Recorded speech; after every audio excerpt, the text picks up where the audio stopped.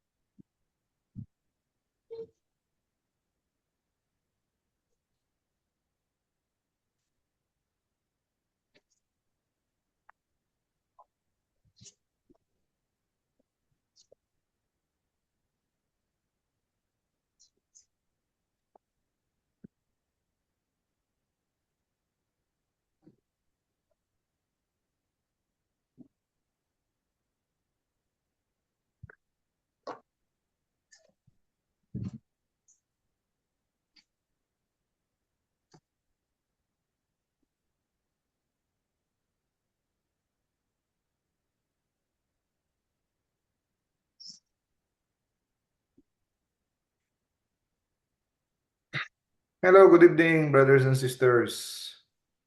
Hello, Good evening, Doc. Good evening po. Good evening po sa lahat. Brad Ramel, good evening. Sis May, Brad Roland, Brad John Marlowe, good evening. Brad Jobic, Sis Brad Christoph, Sis Marijon, Brother Nabin. Good Okay, evening, Doc. good evening sa ating lahat. Andito ngayon sa Zoom. Good Okay, evening, Doc. good evening, sis. Brad Ramel, opening prayer tayo. Sige po, Doc. Okay. Okay po mga kapatid. Let us pray in the name of the Father, and of the Son, and of the Holy Spirit. Amen. Come, Holy Spirit, fill the heart of your faithful, and kindle in them the fire of your love. Send forth your Spirit, and they shall be created, and you shall renew the face of the earth. O God, who by the light of the Holy Spirit did instruct the heart of the faithful, grant that by the same Holy Spirit we may be truly wise and ever enjoy his consolation. Through Christ our Lord. Amen. In the name of the Father, and of the Son, and of the Holy Spirit. Amen. Amen. Thank you, Brad. Welcome po, Doc. Okay. So ngayon, i-mute ko na kayo, ha? Mute. And then, share. Yun. Okay. Again, good evening sa lahat sa mga nanonood ngayon sa Facebook at later sa upload sa YouTube. At sa especially andito ngayon live na nag-attend sa Zoom, no? Welcome sa ating Wednesday lecture, Faith Seeking Understanding, no? Knowing Our Faith. So ngayon, ang topic natin is about symbols of life. May bago ako nabili na libro ni Dr. Scott Hahn, no? Yung isa sa pinaka-idol ko na theologian, si Dr. Scott Hahn. Yung title ng libro niya, Signs of Life. No? Yung 40 na Catholic, mga 40, no? 40 na mga Catholic practices na pinapractice natin, and explain niya kung bakit natin ginagawa to, yung mga Catholic practices. So ngayong araw, dalawa lang i-take up natin, no? Ang Sign of the Cross at saka yung Holy Water. Okay? So napakagandang libro na ito. So dito natin kinuha ang ating lecture. Okay. So ang ating Diyos, no? Ginawa tayo ng Diyos na may katawan. So kung may katawan, meron tayong gagawin, no? We are created to do things, di ba? Kagaya ni Moses, di ba? Nung wala silang tubig sa disyerto, anong sinabi ni Jesus ng Panginoon kay Moses? Okay? Kunin mo yung tungkod mo at ano mo ng tamaan mo yung bato, lalabas ang tubig, no? So, di ba hindi ba pwedeng sabihin na lang lalabas na lang yung tubig? Bakit pa nang hatawin pa ang bato? Di ba? So, yan ang pag-iisipan natin kung bakit meron pang mga aksyon na gagawin. Kailangan ba talagang gawin yun ni Panginoon para lalabas ang tubig? Sa kanyang kapangyarihan, pwede siyang magpaulan ng tubig. Pwede siyang magpalabas ng isang lawa doon sa disyerto sa kanyang kapangyarihan, di ba? At kung napansin nyo, no, ang nung pinagaling ni Jesus yung bulag, no, pwede niyang pagalingin ang bulag sa simpleng salita niya lang. Okay, ano ka na, makakita ka na, no? Um, pwedeng sa kanyang ano lang, konting kumpas-kumpas lang, di ba? Pwede. Pero gumamit pa siya ng putik at ipinahid pa dun sa mata. Of course, may ibang mga milagro na salita niya lang, pwede na. Pero may ibang mga milagro na gumagamit siya ng material na bagay, no? Pagkatapos, may panahon din na para gumaling ang mga 10 may mga ketong, no? May lepers, inutusan niyang pumunta sa pare, no? Kasi 'yun ang kanilang gagawin para sila ay gumaling. So hindi na lang sila pinagaling diyan sa harapan, kundi pinapunta pa sila sa pare. Ipakita nila ang kanilang sarili sa mga pare. Okay? May gagawin. Now, sa pagiging Katoliko, mga kapatid, no? Hindi ibig sabihin wala na tayong gagawin. No? Meron tayong gagawin kasi ginawa tayo ng Diyos na may katawan at may kaluluwa. No? So sa ating panalangin, sa ating prayer sa simbahan, no? Marami tayong mga symbols. Meron tayong rosary beads, meron tayong mga ginagawang mga kilos, kumpas, no? Seremonya, rituals, medals, kandila, insenso, mga imahe, lahat yan, no? Lahat yan ay may relasyon sa ating pagiging tao na may katawan. Okay? So, hindi tayo ginawa na kagaya ng mga anghel na walang katawan. Ang anghel ay pure spirits. So, hindi nila kailangan itong mga rituals, candles, mga material na bagay para ipa-intindi sa kanila ang mga hindi nakikitang mga misteryo ng tungkol sa Diyos. Okay? So, ang tawag dito, mga kapatid, ay mystagogy. Mystagogy. Or pwede mong basahin mystagogy. Or, ang sinearch ko, ang pag-pronounce nito is mystagogy. So, ang mystagogy ay galing ito sa Greek word na mystagogia. Ang mystagogia, ito ay ating guide, no? Para maintindihan natin ang mga misteryo. No? Ang mga misteryo. Ang ibang ibig sabihin ng misteryo ay simbolo. No? Simbolo. Dito galing ang salita sa misteryo, ang sakramento. No? Now, sa panahon ng mga early Christian, nung bago pa namayagpag ang mga Kristiyano, so pag nag-misa sila, usually, ang ginagawa ng presider, usually local bishop, ginagawa niya kada misa, in-explain niya, no? Nagbibigay siya ng panahon para i-explain kung ano ang kahulugan ng bawat seremonya o ritual na ginagawa nila. No? So maganda, no? Ngayon, marami na sa atin hindi nakakaintindi kasi hindi na masyado in-explain. Pero dati, sa early Christian, naglalaan ng konting panahon para i-explain kung ano yung mga ibig sabihin, no, ng mga ginagawa nila, kung ano ito nakakonect sa Bible. no? Kung paano ito nakakonect sa Bible. So, parating may katikisin, no? Kagaya ng pag-explain ni Saint Paul, no? Kung mabasa niyo sa 1 Corinthians chapter 10, 2 verse 17, at saka 1 Peter chapter 3 verse 18 to 21. Hindi na natin ito babasahin kasi wala tayong panahon. In-explain ni Saint Paul at naka Saint Peter kung ano ibig sabihin ng binyag, kung ano ibig sabihin ng Eucharistia, na ito ay nagiging katuparan kung ano ang ipinahiwatig doon sa lumang tipan, sa Old Testament. So, simbolo lang yung nangyayari sa Old Testament, like ang Passover, yung pagkatay at pagkuha ng dugo ng mga karnero, at ito ngayon ay si Kristo.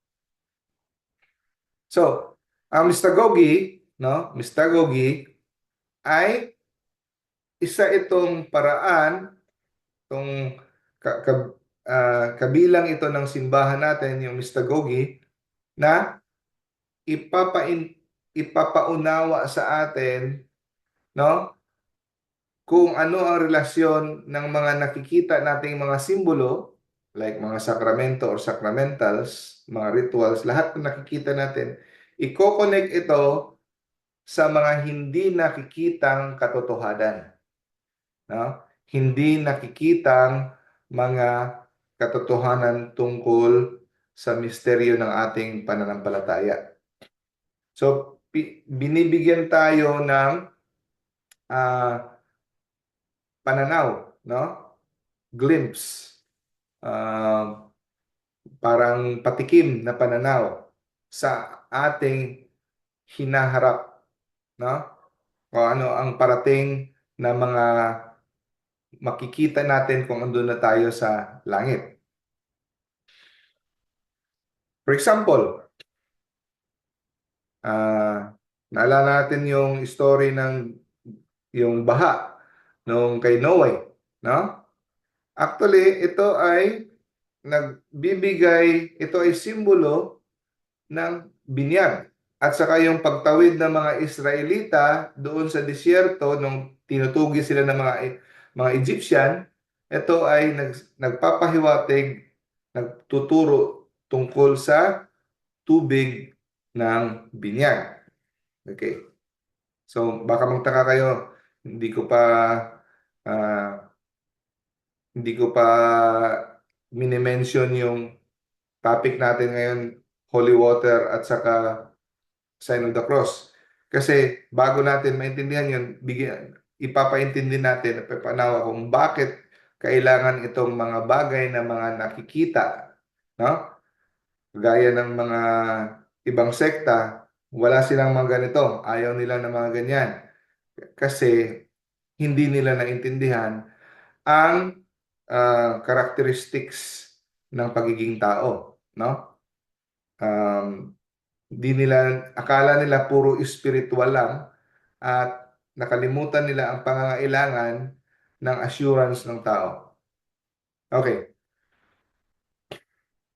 Pero, di ba sinabi natin yung malaking baha nung kay Noe at pagtawid sa tubig doon sa dagat, the Red Sea, tumawid sila para maka-iskapo sa Egyptian, di ba? Nag-symbolize ng baptism. Pero yung baptism, mga kapatid, no? Meron pa siyang mas malalim na kahulugan. Ang binyag or baptism, ito ay nagtuturo at nagtutukoy ultimately sa Holy Spirit. Ultimately, no?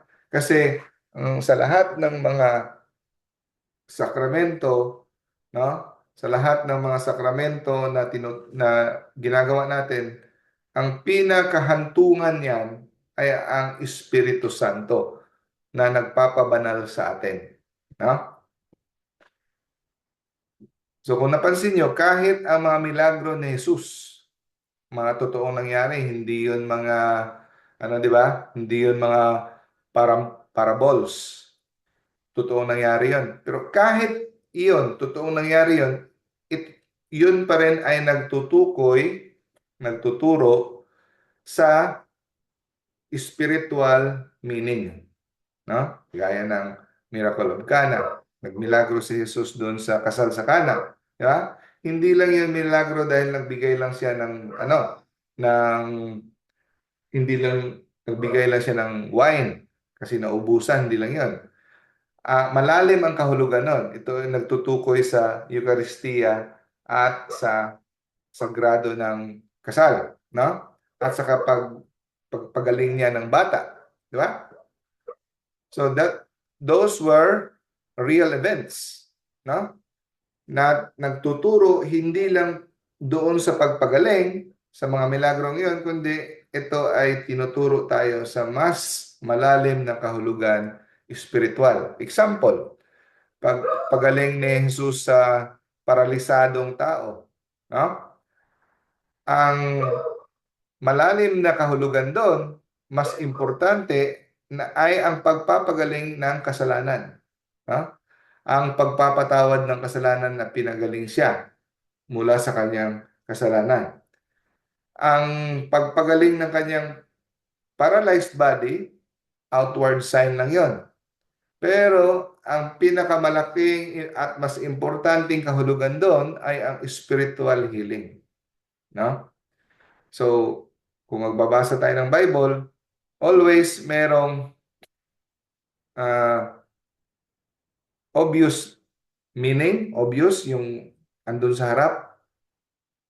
Huwag natin kalimutan ang spiritual meaning. No? Sa lahat ng sinasabi ni Jesus, merong physical at merong spiritual meaning. So, yung pagpapagaling, temporaryo lang yun. Di ba? Mamamatay pa rin yung taong yun. No? After ilang years, mamamatay kasi ang tao, mamamatay naman talaga. Pero, ang spiritual healing na nangyari sa taong yon, ito ay magpapatuloy sa walang hanggan. No? So, mas importante ang spiritual healing kumpara sa physical healing. Kaya yung iba, dahil sa kanilang nagkakandara pa sila na mag-physical healing, no? Gagawa sila ng kasalanan, pupunta sa mga albularyo, mga serwano, espiritista, kahit ano na lang gagawin, kahit okultismo yan, espiritista, para lang gumaling. Hindi nila alam na minsan, ang karamdaman natin ay gagamitin pa yan ng Diyos para sa ating kabanalan. Di baling mamatay, basta hindi lang tayo, no, susuway sa kalooban ng Diyos.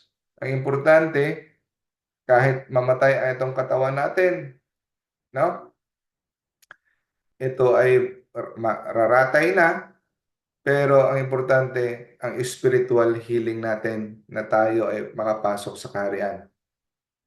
Now, so itong pagbibigay buhay, pagliligtas, ay ibinahagi niya sa atin. Ibinahagi niya sa simbahan.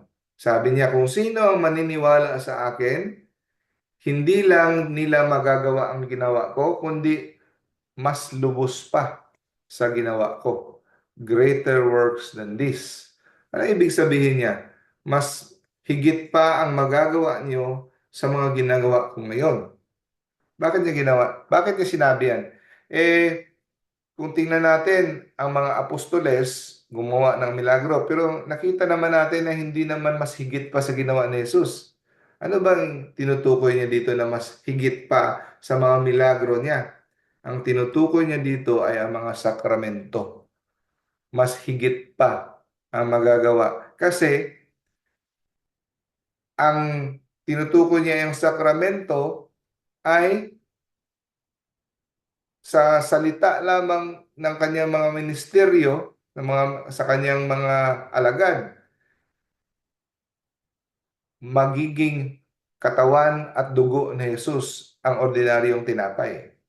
At ito ay nakakabuhay ng patay, no? At milyon ang makakabenepisyo nito. Kaya sabi niya, mas higit pa ang magagawa niyo So, hindi ibig sabihin yan yung mga milagrong mga pisikal, kundi parati spiritual. No? Marami ang maliligtas. Kaya higit pa ang magagawa niyo dito. Higit pa sa mga milagrong pisikal kasi mas ang importansya at ang kahalagahan ng espiritual na kaligtasan ay mas higit pa sa mga pisikal na mga milagro na ginawa ni Kristo, sabi niya. Kaya sabi niya, mas higit pa ang magagawa niyo dito. So, makita kayo ng nakabuhay ng patay, si Lazarus nabuhay, pero yung patay sa kasalanan, binuhay doon sa sakramento ng kumpisal, mas higit pa yon. Kasi yung si Lazarus, mamamatay ulit yon.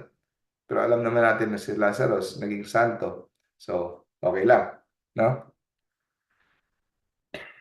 Now, ibinahagi ni Jesus ang kanyang kapangyarihan, no? Sa pagtubos, sa pagligtas, sa pagbigay ng buhay, no? Sa simbahan. Kagaya ng ating paggamit ng mga tinapay, wine, no? Mga ating kilos, mga posture. Ito mga nakikita nating mga bagay na ito, dahil ito ay ginawa ng Diyos na banal, ito ay makakabigay kabanalan sa ating buhay. No? Simpleng mga material na bagay na tinapay, wine, kumpas, mga tubig, mga simpleng ganon, magiging banal tayo. Paano yun? Paano tayo gagawing banal ng mga material na bagay? Siyempre, kung sa mga material lang na yon na hindi kasama si Kristo, hindi makakabanal sa atin yon. Pero, kalooban at ito yung plano ng Diyos kung paano niya tayo gawing banal. Okay? Huwag tayong magmamarunong-marunungan na hindi ko kailangan yan. No? Gusto ko lang, pray lang ako diretso kay Kristo, hindi ko na kailangan ng mga material na bagay kagaya ng mga sakramento. Sino ka ba? Sino ba tayo na magmamagaling at magmamarunong sa plano ng Diyos? Ito yung plano ni Jesus. Ito yung paraan na gusto niya para tayo maging banal. No? Again, ulitin ko, ito yung paraan na gusto ng Diyos para tayo maging banal. Kailangan natin itong mga material na mga bagay na ginawa niyang binukod niya, kinonsecrate niya, at para iparating sa atin ang kabanalan ng kanyang grasya. No? So, wag nating sabihin mas magaling pa tayo sa Diyos. Kailangan natin ng sakramento at mga sacramentals. Sakramento at sacramentals kailangan natin, no? Para sa ating kabanalan. So, mangyayari ang kabanalan sa ating buhay, kayang baguhin ang ating buhay sa pamamagitan ng mga sakramento. At ang tawag ng mga ancient Christians sa sacraments ay mystery or mysterion. No? Mystery. So, wala kang makikitang sacrament na salita sa Biblia sa English, pero ang translation niyan sa Greek is mysterion. No? So, ang mysterion, tinranslate into sacrament sa English. So, ang mystagogy, no? Mystagogy o mystagogy, nakasentro sa grasya ni Kristo. Nakasentro ang mystagogy sa grasya. Ito ay ang magpapabago sa ating buhay, ang grasya ng Diyos. Babaguhin tayo sa pamamagitan ng grasya ng Diyos. Pero itong grasya ng ito, hindi natin nakikita. Hindi natin nakikita. Lingid ito sa kaalaman ng ating mga senses. Okay? Now, So, ang mystagogy, ibig sabihin yan, ito ay ang paraan kung paano ipapaalam sa atin, imumulat ang ating mata, no, sa mga misteryo ng Diyos. So, ipapamulat ang ating mata sa pagmamahal na binibigay ng Diyos. So, ang ibig sabihin ng mga sakramento, ito ay pagmamahal ng Diyos na ibinibigay niya sa atin na sa pamamagitan ng mga simbolo, material na mga simbolo. Okay? So, mystagogy, ibig sabihin, nililid tayo, no? Tayo ay inaakay patungo sa totoong communion, no? A real sharing in saving mysteries. Sabi ni Pope Benedict XVI, ang totoong bunga ng mystagogy, no? Ang totoong bunga niya pag ito ay ating naintindihan at ating na-apply sa ating buhay is malalaman at maintindihan natin na itong mga bagay na ito, like sacraments, mga bagay na nakikita natin, hindi lang to mga ginagawa natin dahil inuutusan tayo ng simbahan, dahil nakasanayan natin. Itong mga mga symbols like sacraments, sacramentals, totoong mababago talaga ang ating buhay. Minsan kasi, ilang taon na ako tumatanggap ng communion, wala namang nabago. Yung pagpupunta ko sa confession, parang wala naman. Yung anointing of the sick, sacrament of marriage, ganun. Wala naman. No. Totoo talagang babaguhin ang buhay mo. Kasi diyan talaga pinapadaan ng Diyos ang kanyang grasya, yung kanyang saving power, no? Na hindi natin nakikita. Yun ang kanyang paraan, no? So, magiging bagong nilalang tayo. So, when we decided, kami ni Mrs., when we decided to go to Mass every day, no? Receive Holy Communion every day, go to the Blessed Sacrament. Malaking nagbago talaga. Malaking nagbago.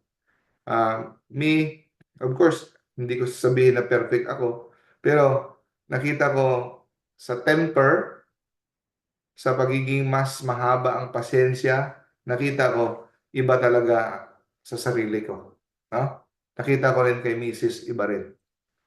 So, hindi mo mai-small ang kapangyarihan ng Diyos through the sacraments. At hindi ito optional. Hindi ito optional na kung gusto mo lang, sige, gamitin mo yung sacraments, no? Hindi. So, sa pamamagitan ni Kristo, lahat ng bagay na makikita mo dito sa mundo ay naghihiwatig patungkol sa Diyos. No? So, bulaklak man yan, bato man yan, lahat, kung pwede mong gamitin yan, tignan mo at i-connect mo sa Diyos. No?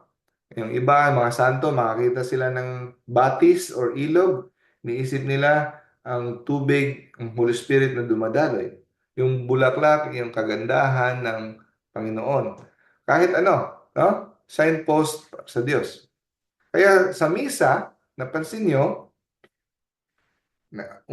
inaalay natin ang tinapay at saka yung wine. Ano yung tinapay at saka wine? 'Di ba? Hindi magiging tinapay yan pag hindi natin kumuha ng harina at minasa. Hindi magiging... Bakit ang binibigay natin, inaalay natin sa misa, hindi ubas, hindi palay?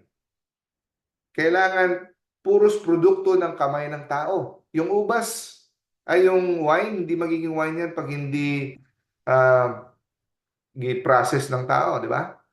Ilang libong ubas ang dinikdik at pinrases para maging wine. Yung yung bread. Hindi magiging bread kung hindi yan minasa ng tao. Work of human hands.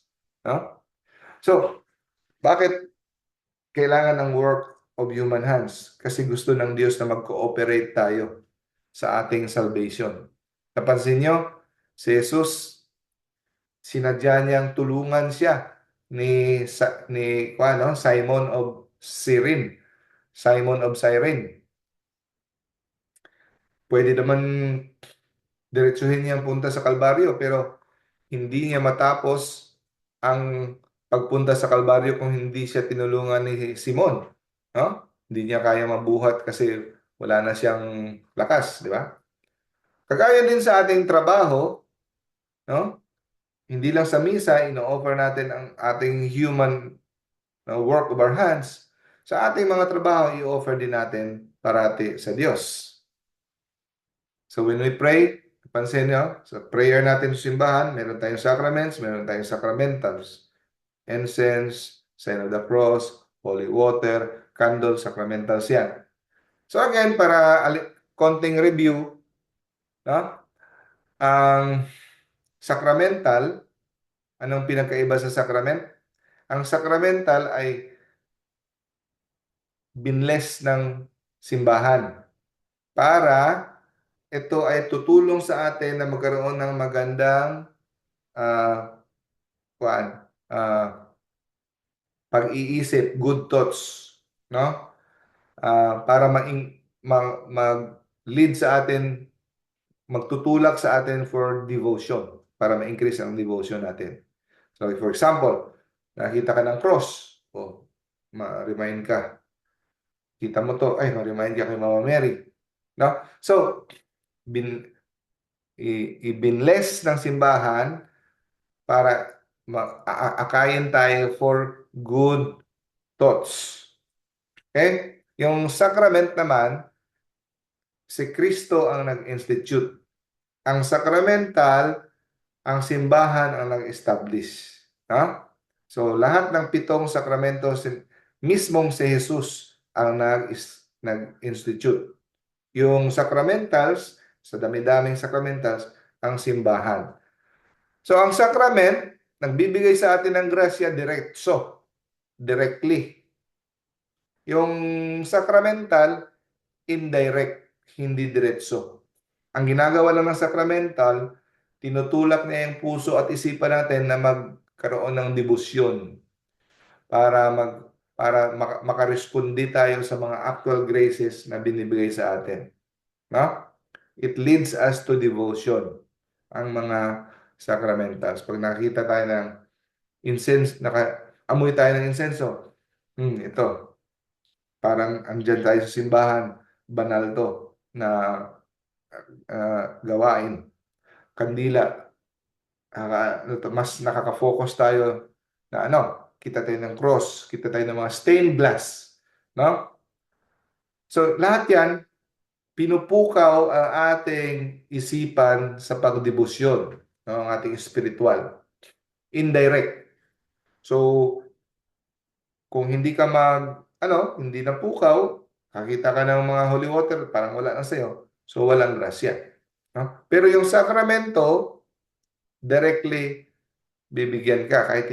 Kaya nga kahit ang bata, kahit hindi nakakaintindi, pag siya'y nabinyagan, mahuhugasan ng kasalanan niya at epekto kahit wala siyang maintindihan.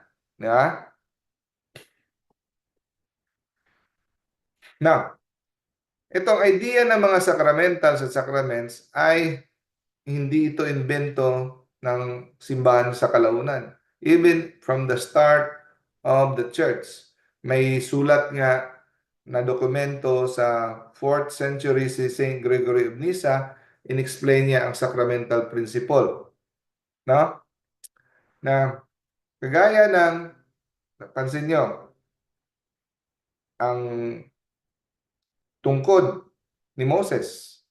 Bakit kailangan pa ng tungkod? Inutusan ng Diyos na ang tungkod na gumawa ng maraming milagro. No? Naging ahas. Ito'y ginamit para sa tubig para maging dugo. Ano-anong ginawa doon sa tungkod? Yung kalansay ni Elisha nung na na-touch yung isang body ng isang tao, no? Nabuhay. So hanggang ngayon, ginagamit ng Diyos ang mga material na bagay kahit sa ating pananampalataya, ang pag-venerate sa cross, paggamit ng scapular, no? Honoring the saints. So ay nagpupukaw sa ating good thoughts or holy thoughts. Okay? Pero dapat natin malaman na meron tayong essential, meaning kailangan talagang sundin o gawin. Kaya kung hindi natin gawin, magkakasala tayo at hindi tayo maliligtas. Meron ding mga bagay na practice na pwede nating hindi gawin na hindi tayo magkakasala. Example, hindi sa akin example nito, hindi ito sa akin sariling example ha. Sa libro ko ito, word for word, kay Scott Hahn ito. Baka magsabihin, ano ba yan, Brad? Example, kailangan nating mabinyagan at kailangan natin magsimba kada linggo at holy days of obligation. Requirement yan. Hindi ka pwedeng hindi sumunod yan. Pero technically speaking, pwede kang hindi magrosaryo, hindi gumamit ng holy water, hindi mag-pray ng novena. Hindi yan kasalanan. Technically speaking. Pero sa pagsimba, pagbinyag, Eucharist, kailangan mo talagang gawin yan. So, ito yung mga non-essential, yung rosary, holy water, novena, at iba pa. Hindi ka magkakasala. Pwede mong hindi gawin. Technically speaking. Okay? Pero, etong mga non-essentials like scapular, rosary, novena, ito ang nagpapagawa. Ito yung ginagawang ang bahay na maging magmumukhang tahanan. Ano ibig sabihin? Itong mga sinasabi natin hindi talaga essential like rosary, scapular at mga devotions, mga popular devotion, ito yung nagbibigay buhay sa isang bahay at na ito ay magiging tahanan. Like for example, ang ibig sabihin ay sa bahay, para importante, kailangan mo ng yero, kailangan mo ng hollow blocks, ang mga kahoy, di ba? Para maging bahay. Importante yan. Pag walang yero, walang bubong, walang dingding, walang sahig, hindi bahayan. Pero ang mga bata na nag-iingay sa bahay, ang mga amoy ng nilulutong pagkain, ito ang nagpapagawa sa isang bahay na maging tahanan. Kuha ninyo? So, the non-essentials ay importante pa rin para magkakaroon ng totoong buhay ang ating buhay. No? Ang ibang tao, dinidismiss nila ang itong mga like novenas, popular devotions, rosary as ayaw nila. Lalo na yung mga theologians na iba, na mga proud na mga theologians. Ayaw nila. Kasi daw routine, habit. Pero yung itong mga routine na mga habits na ito, like prayer every morning, meron kang, di ba kada tao, meron kang nakahanda na ng mga prayer. Ako may nakahanda na ako na naka-sequence morning na ipipray ko. No? Routine na yan. So, ginagawin naming routine ngayon, yung pagising sa umaga, 5 o'clock, pray sa altar. Pagkatapos mag-pray, punta sa simbahan. Along the way, mag-play kami sa YouTube ng Gospel of the Day. Pagdating sa simbahan, simba, pagkatapos, Blessed Sacrament.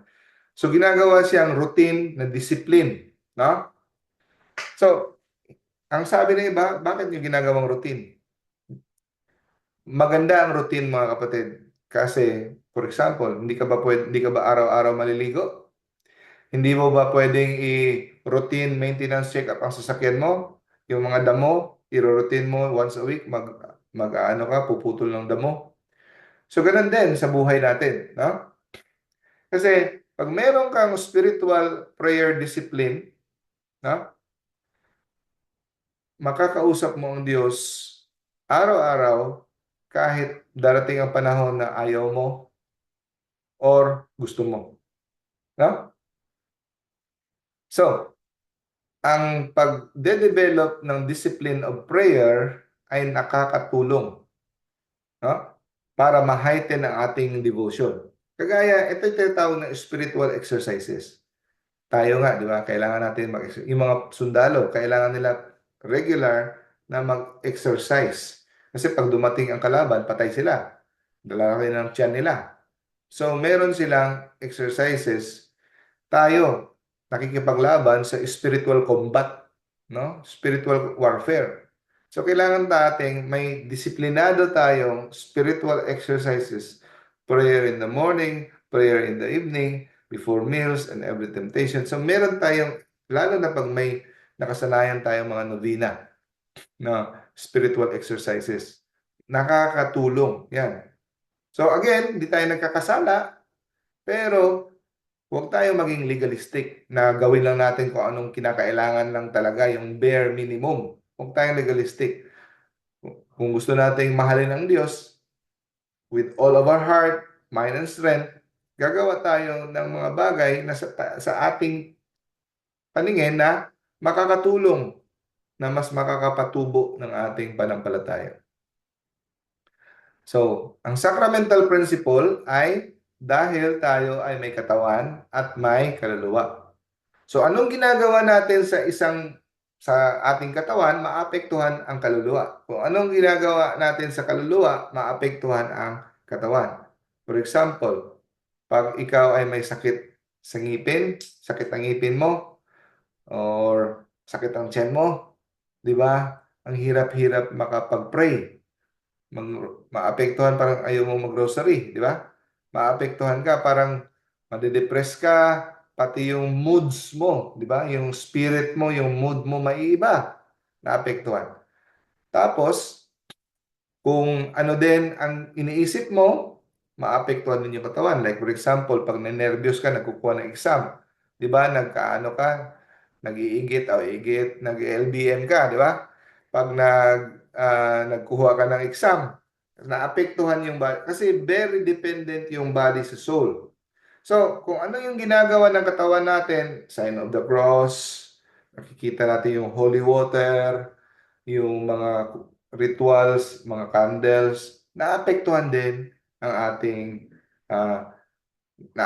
so yung senses natin, nakita sa ating mata, amoy, sa mga insenso, sa ilaw, kung sa mga naapektuhan yung espiritu natin. No? So, doon nagsisimula na pinupukaw ng Diyos ang ating espiritu sa pamamagitan ng ating nature. So, kaya grace builds upon nature. Yung nature natin, mayroong senses, sense of smell, touch, sight, hear, taste, di ba? So, doon, pinupukaw ang ating spirit. Okay. At sa paggawa natin ng regular spiritual exercise, regular prayer, disciplined prayer, no? Magbo-burn tayo ng neural pathways. Ano ibig sabihin ng neural pathways? Yung nerves natin, may yan, muscle memory. Like for example, si Scott Hahn, example niya, 20 years na siyang hindi naglalaro nagpe-play ng guitar. May isang kanta na tagal-tagal lang hindi siya nakaplay ng guitar. After 20 years, binigyan siya ng gitara. Can you play that? Stock knowledge, automatic. Hindi niya maalala, pero ang kamay niya nagpe-play kasi may muscle memory na sa pag-play ng gitara. Kaya kasi ang nerves natin, neural system natin, para niyang ma-encode. Kasi para kita mo yung daan na parating dinadaanan, nag-iiba na yung kulay ng daan. Yun. So kasi parating ginagamit yung neural pathway sa brain natin para na siyang naka-engrave. Kaya may mga tao na biktima ng mga stroke na hindi na nakakaalala, wala na talagang naalala sa mga deathbed, sa mga tao malapit na mamatay, napansin nila, coma na, yung iba, wala nang maalala, wala nang memory dahil stroke. Pero magtataka ka, kasi dahil nakasanayan na nila mag-pray ng rosary, memoryado ang rosary sila pa maglilid. Memoryado from finish to start because from young time until old, nagpe-pray ng rosary. No? So, kahit mga psychologists, no? They have found na praying those popular devotions, yung routine prayers, no? Relaxes our bodies, reduces our stress level, at mababawasan ang ating mga lines dito sa noo, no? So, wag nating intayin na pag matanda na ako, magde-develop ako ng routine prayer. No. Bakit? Hindi pwede yan kasi hindi naman natin alam kung aabot tayo ng pagiging matanda. Walang makakasigurado kung aabot tayo ng pagiging senior, di ba? At kung aabot man tayo ng pagiging senior, pwedeng wala na tayong good health sa panahon na yon. Wala na tayong magandang memory. No? Kaya hindi natin pwedeng ipapasaalang-alang sa future. Si God nag-promise sa atin na in times of trial, bibigyan niya tayo ng way out. Ng paraan para makalabas. So, paano tayo makasurvive sa mga trials? By going to God through ordinary means of prayer. No? So, may panahon na sobra tayong depressed, sobrang problem natin, makahawak lang tayo ng rosary beads, mapupukaw na ating may inspire na tayo. Makikita lang natin ang cross. Minsan sa sobrang depressed natin, yun na lang magagawa natin. Hahawakan natin yung scapular, magkikiss tayo ng miraculous medal. Yun ay mga simple forms of prayer. No? Okay. Napunta tayo sa holy water. Medyo mataas pala yung introduction sa mystagogy. Baka hanggang holy water lang tayo so next time na yung yung sign of the cross. Okay, ang holy water ay ordinaryong tubig na ibinless ng pare, no? Para sa devotion natin. So, pumapasok tayo sa simbahan, sinasawsaw natin ang kamay, we bless ourselves. Sad to say, after COVID, ewan ko lang sa iba, yung hindi na binalik sa iba ang holy water. No? Sa amin, sad to say, yung holy water, konting simbahan na lang meron. Kung hindi na masyado nila binigyan ng pansin ang pag-refill. May holy water nga, iba, marami ng parang putik. Hindi na pinabayaan nila. Parang hindi na nila binigyan ng pansin after COVID. Sana mabalik, no? So yung iba, sa likod ng simbahan, may dispenser na pwede kumuha ang mga parishioner at magdala ng holy water sa bahay. Yung iba naman, sa bahay nila, meron silang holy water sa harapan ng kanilang bahay. Meron kami na magsasawsaw before magpasok sa bahay. Okay, so sa paggamit ng holy water, usually, sinasawsaw natin ating kamay at i-trace yung Holy Trinity, no? Gamit ang ating right hand. Bakit tubig? Bakit tubig? Kasi ang tubig, sa simula pa lang, tubig na.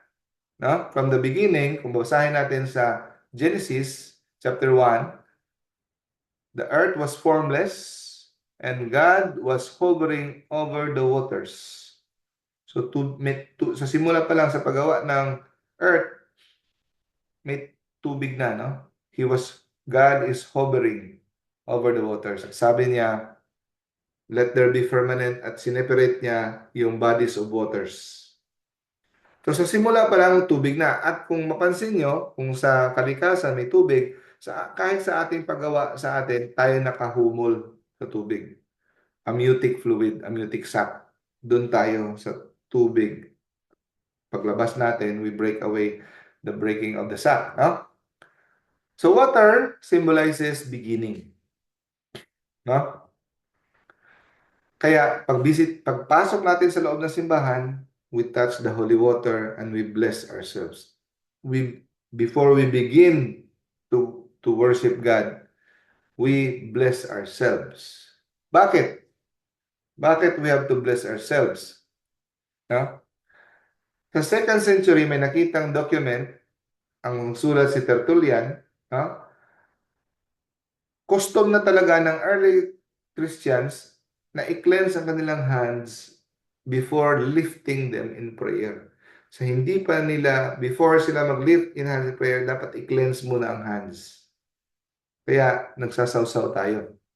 No? At kahit hindi pa dumating si Kristo, ito ay ginagawa ng custom. Ito siguro yung pinapahiwatig ni St. Paul nung sinabi niya, nagsulat siya kay Timothy sa 1 Timothy chapter 2 verse 8 na sinabi, ito yung ibig sabihin niya na I desire that in every place the men should pray lifting holy hands or pure hands. So yung holy hands, pure hands ay pinurify. Now trace ito sa sabi ni Eusebius sa 320 AD na yung mga early Christian churches dati, may mga flowing fountain sa entrance para sa pagpasok nila, i-purify na nila ang kanilang kamay before they lift up holy hands. No? So, ginagamit natin ang tubig para sa pagsisimula for beginning. Bakit? Bakit natin gumagamit sa pagsisimula? Kasi ang Diyos din, ginagamit niya ang tubig sa mga beginning. Kagaya ng gusto niyang baguhin ang mundo dahil sa kasalanan, nagpadala siya ng baha sa panahon ni Noah. Kasi lilinisin niya at babaguhin niya lahat. Nagpadala siya ng baha. So, para iligtas ang mga Israelites sa Egyptian, no? Pinatawid niya sa tubig. So, bagong simula ng buhay nila doon sa disyerto. Ang simbolo ng panibagong buhay nila mula sa buhay ng pagkapiit ay ang tubig ng Red Sea. Okay? At kahit sa panahon ng mga Hudyo, nung wala pa si Kristo, pag sila ay nagpatayo ng mga templo, i-install sila ng mga basins na mga bronze para doon maghugas. So yung ating pagsawsaw ng kamay, hindi yan imbento ng mga Katoliko lang ngayon. Even before Christ, naghuhugas na. Okay? Sana mabalik ang holy water doon sa entrance ng simbahan. No?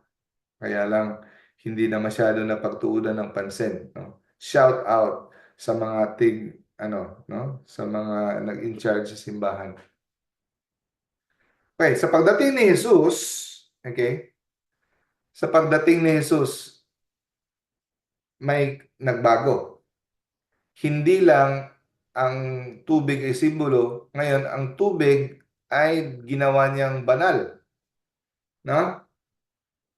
Sabi ng Church Fathers, ang rason kung bakit nagpabinyag si Jesus, hindi naman niya kailangan binyagan dahil wala naman siyang kasalanan. Ang rason kung bakit siya nagpabinyag kay St. John, para gawing banal ang tubig. Para ang tubig mula ngayon sa panahon ni Jesus ay gagamitin para sa paglinis ng kasalanan. No? He sanctified the waters of the whole world. Ginawa niyang banal. Ito, sabi ni Jesus, di ba? I am the living water.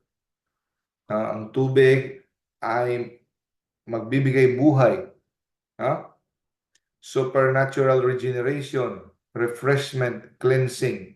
No?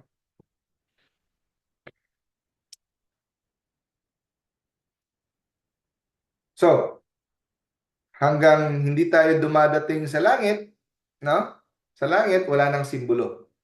Hanggang andito pa tayo sa lupa, itong mga divine things ay nakatago sa mga material things.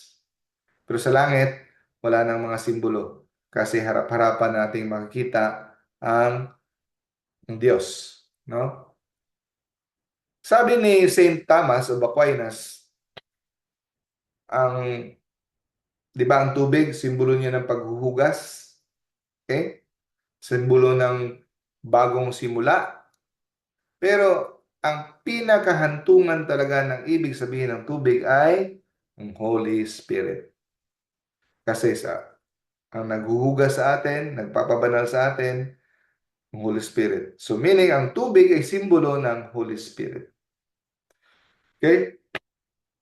For the Holy Spirit is the unfailing fountain from whom all gives flow. Mababasa natin yan sa Revelation chapter 22 verse 1 na ang present of the Holy Spirit, no? Ang grasya ng Diyos ay parang ilog na dumadaloy, flowing from the throne of God and of the Lamb.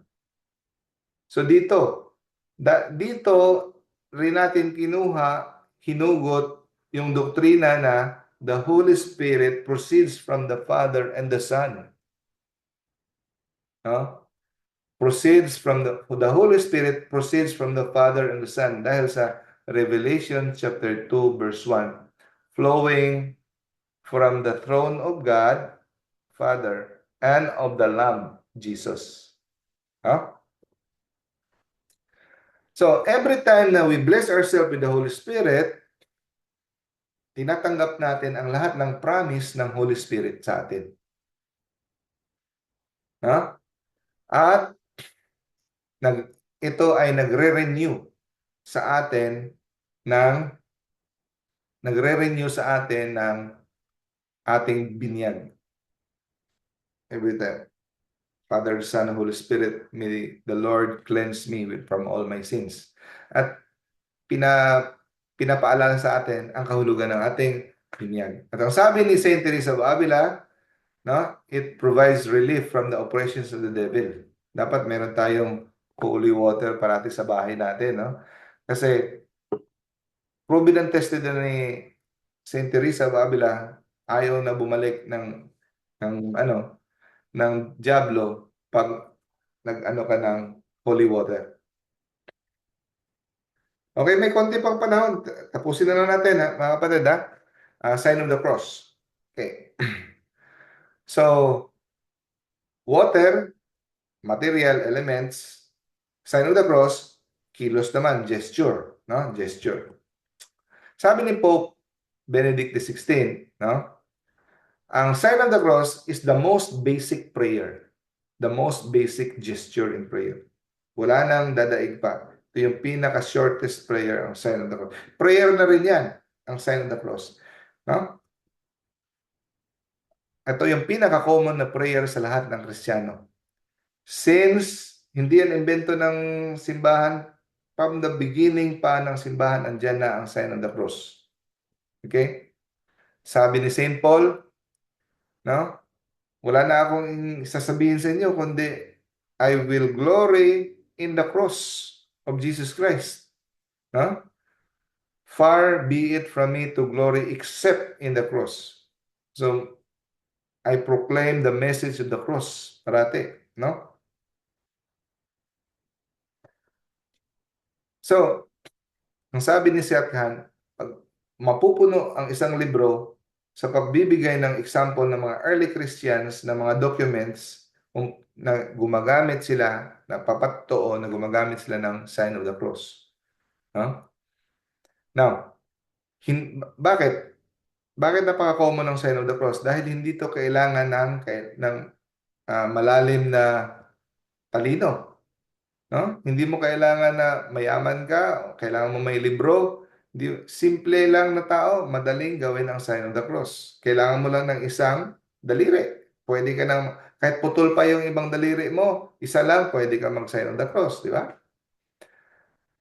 Kahit sa mga martyrs na dinadala sila before sa kanilang execution, they make the sign of the cross.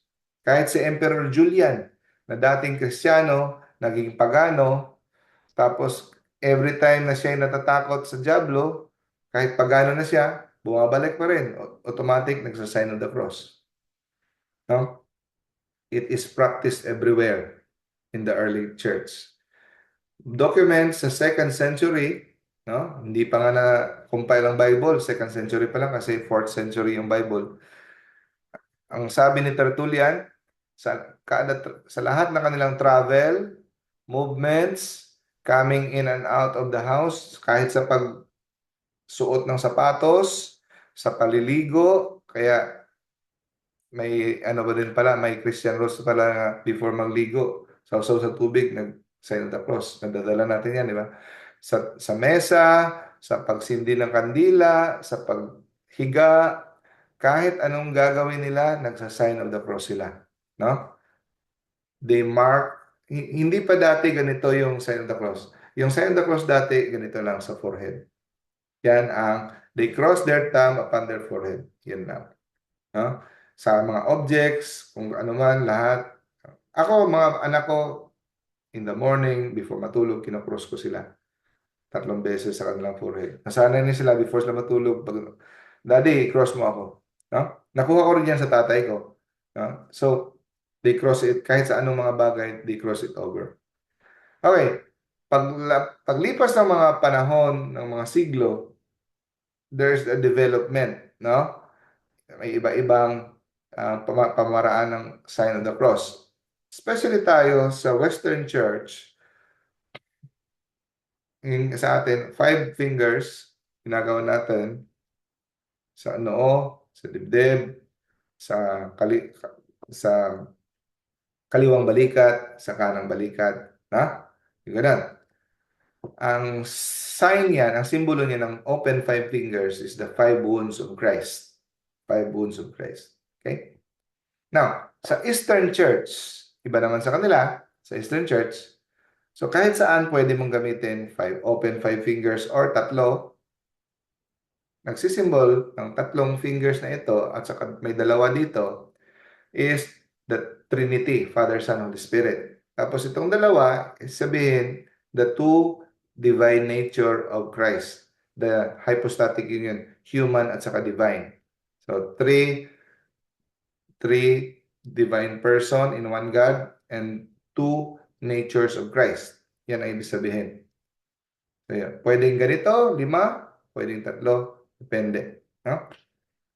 So, ang iba naman, pagkatapos nila mag-sign of the cross, kinikiss nila ang kanilang finger at the conclusion of the sign. Pwede rin yan.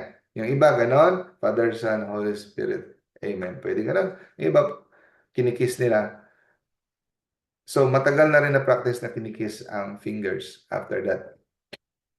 So, maraming variations throughout the history and interpretation. Pero ang pinaka-paborito na interpretation ni Dr. Scott Hahn, yung explanation ni St. Francis de Sales.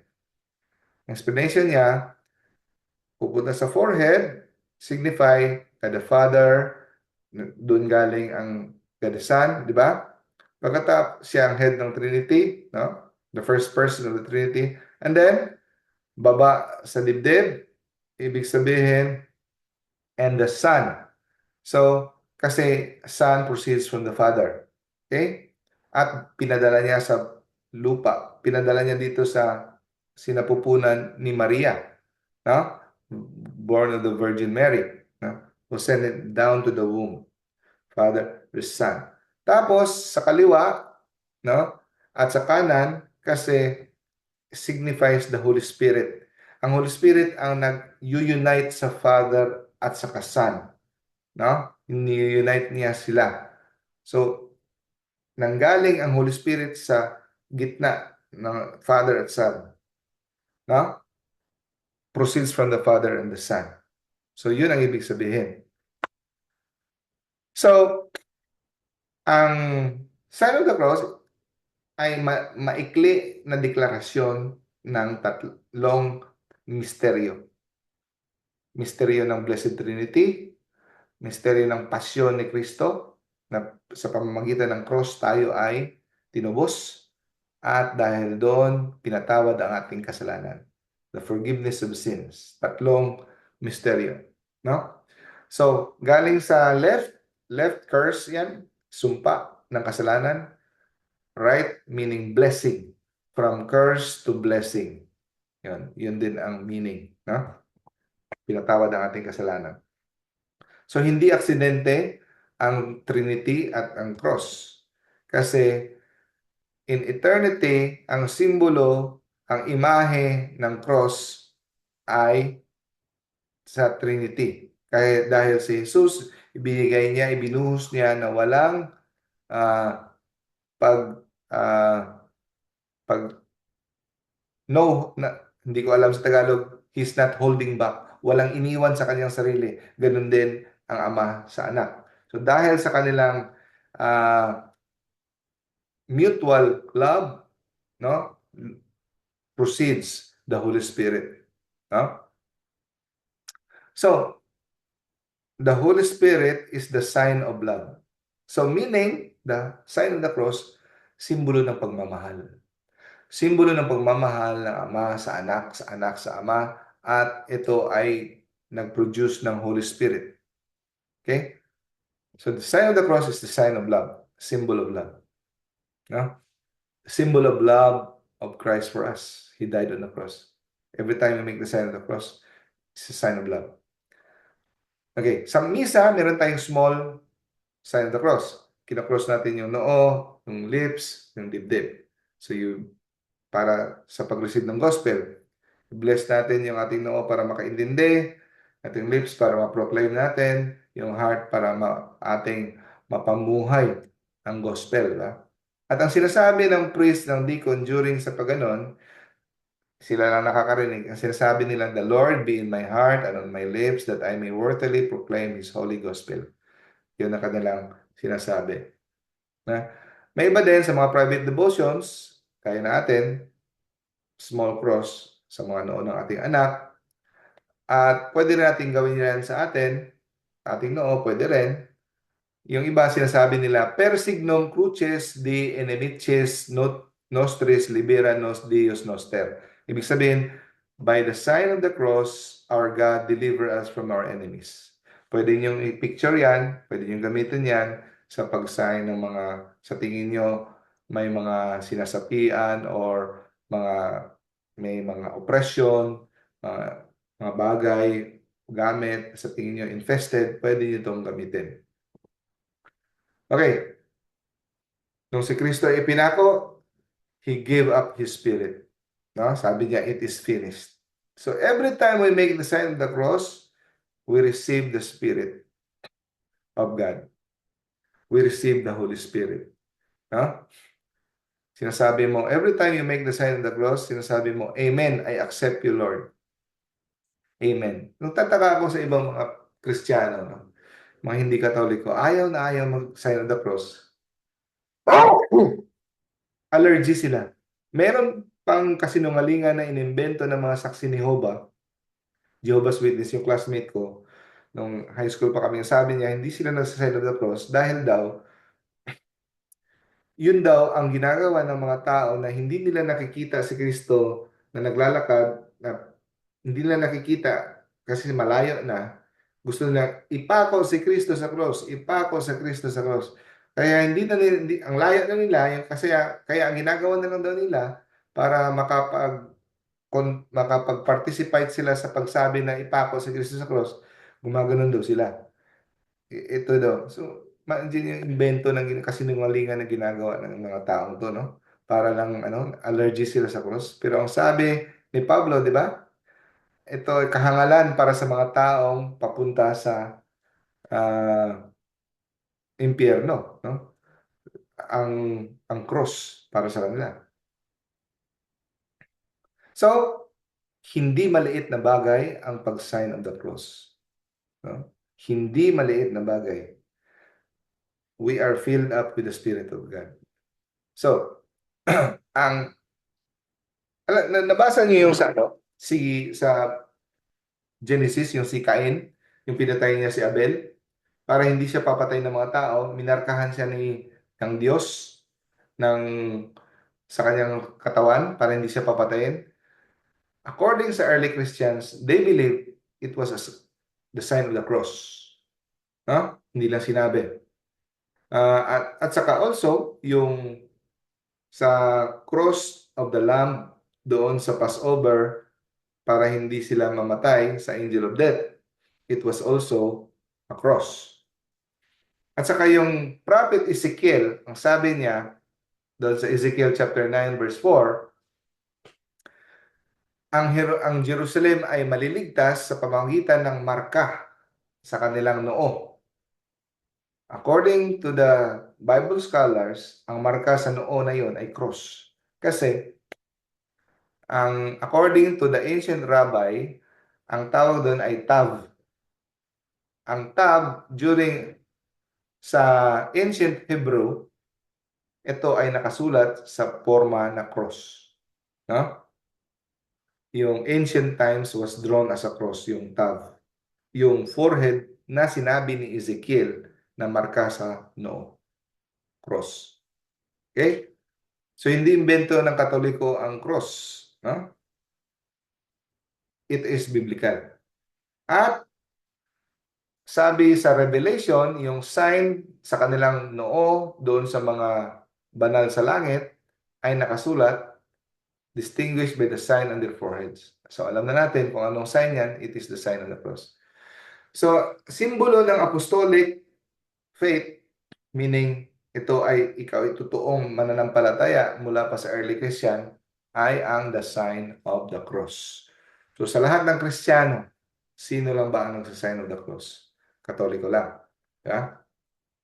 At kahit ang langit, nire-respeto at pinapatotoo ang sign of the cross. Si Mama Mary, during the miracle sa Fatima, sa Lourdes, hindi sa Fatima, sa Lourdes, nung napakita siya kay Bernadette Soubirous, hindi pa siya nagsalita. Before siya magsalita kay Saint Bernadette, the Mama Mary made the sign of the cross.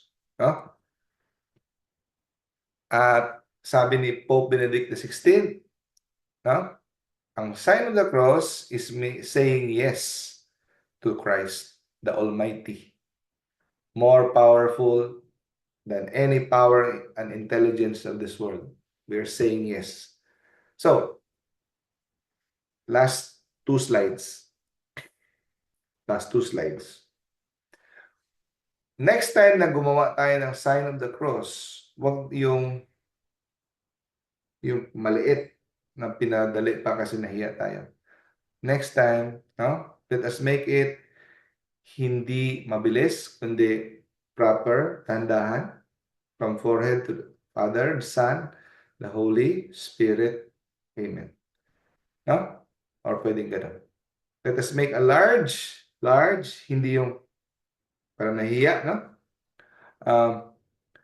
And isipin natin how it consecrates us and sanctifies us. Again, the sign of the cross is the holiest of all the sign. It is the holiest of all the sign. God bless us all. No? Okay. So, i-greet ko ulit ang mga nandito ngayon kasi may nadagdag. Sis Del, hello. Sis Sarah, Brother Ramel, Brother Naven, Sis Monet, Sis Marites, hello. Sis May, Brother Christoph, Brother Jubic, Brother John Marlo, Brother Elias, Brother Harry, Sis Apple, hello sis. Sis Del, yun, good evening. Good evening. Sino mag-volunteer ng closing prayer? Okay. Sige, Dok. Ako, Dok. Sis May, yes, Sis May. Good. Sige. Let us pray in the name of the Father, the Son, the Holy Spirit. Amen. Prayer of Saint Michael the Archangel. Saint Michael the Archangel, defend us in battle. Be our protection against the wickedness and snares of the devil. May God rebuke him, we humbly pray, and do, O Prince of the heavenly host, by the divine power of God, cast into hell Satan and all the evil spirits Roam throughout the world.